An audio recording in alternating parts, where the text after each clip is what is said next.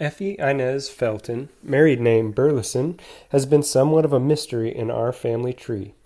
She was my wife's great-great-grandmother, and we've found very few facts about her early life, where she came from, who her parents were, and this makes her a very intriguing person, and I want to share the story of my research with you.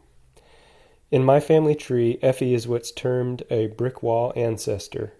As the name implies, that's someone who, from an ancestral standpoint, we can't seem to get beyond, a dead end on the family tree. The limited information about their identity keeps us from the ancestors on the other side.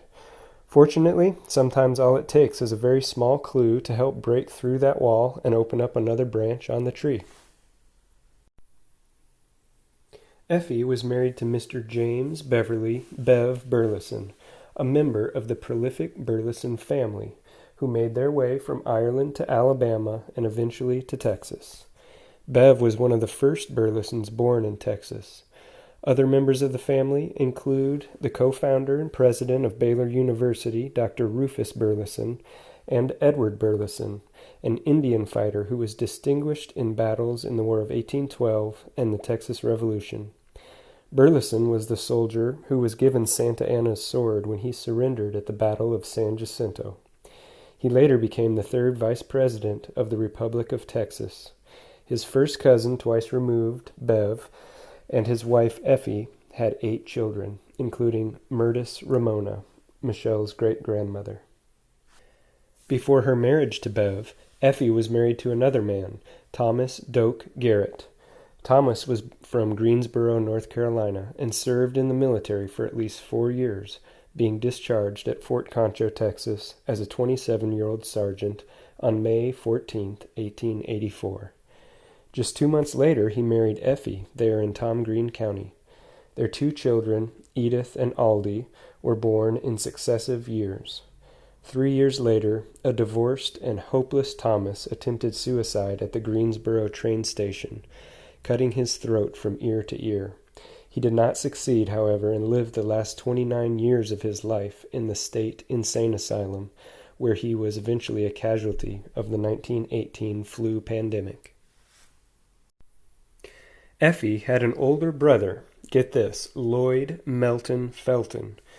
Lloyd married Sarah Elizabeth Burleson, Bev's sister, in 1880. A plausible explanation of Bev and Effie's relationship is this. After Thomas exited the picture, the single mother of 2, Effie, would have needed a provider and protector in that day's society. Lloyd's brother-in-law was apparently and thankfully the chosen candidate. Lloyd Felton met his own untimely demise at age 33, dying after a pistol accidentally discharged and shot him through the chest and lung in Pinal County, Arizona. Back to Effie Inez Felton, our brick wall ancestor. The 1870 census shows that she was born and raised in Norfolk, St. Lawrence County, New York, in 1867. She and Brother Lloyd and their mother Lucinda are all living with a John Bradford. By 1880, Lucinda and Effie are living in San Saba, Texas. Effie listed as the stepdaughter of George W. Macomber. Her parents' birthplaces are listed as New York. That's the extent of the information available about Effie's early life, until recently. This fall, I came across this postcard in my father-in-law's barn. It's written to Effie Burleson from a Mrs. A. J. Farnsworth in Norwood, New York. Norwood is 3 miles from Effie Burleson's 1870 home in Norfolk.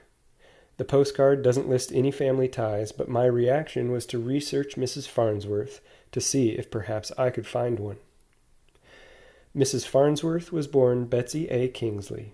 She married Alden Farnsworth, and they appear to have lived in St. Lawrence County all their lives. She was the daughter of Edward Kingsley and his wife, Lucinda, and this is where the pieces start to come together. In 1860, children Betsy, Ellen, and Henry Kingsley are living in Norfolk with Lloyd Felton, a 68-year-old farmer, and his wife, Lucinda. The most logical conclusion is that by 1860, Edward Kingsley had passed away, and his wife Lucinda remarried Lloyd Felton. This was still several years before Effie Felton's birth. But if it's the same Norfolk, New York family, Betsy and Effie are then half-sisters. By 1870, Lucinda, Lloyd Jr., and 3-year-old Effie are living with John Bradford. Separated by just one page in the same census book and 6 houses away, 18-year-old Betsy is a domestic servant for the Farnsworth family. Her future husband Alden is there, aged 15. So, this new information about Lloyd Felton, it expands our family tree one generation. The real big step happens when looking into Lloyd further. We know that he was born in Massachusetts in about 1790, making him 75 years old when his daughter was born, and he lived in St. Lawrence County, New York at that time. What you're seeing now is from a book on the genealogical history of the Felton family, published in 1877. It includes a record of Lloyd Felton, who meets these characteristics, and has some helpful biographical information. His wife Polly died in 1855, so there is an opportunity for him to hook up with Lucinda, 30 years his junior, and have 2 more children, Lloyd Jr. and Effie.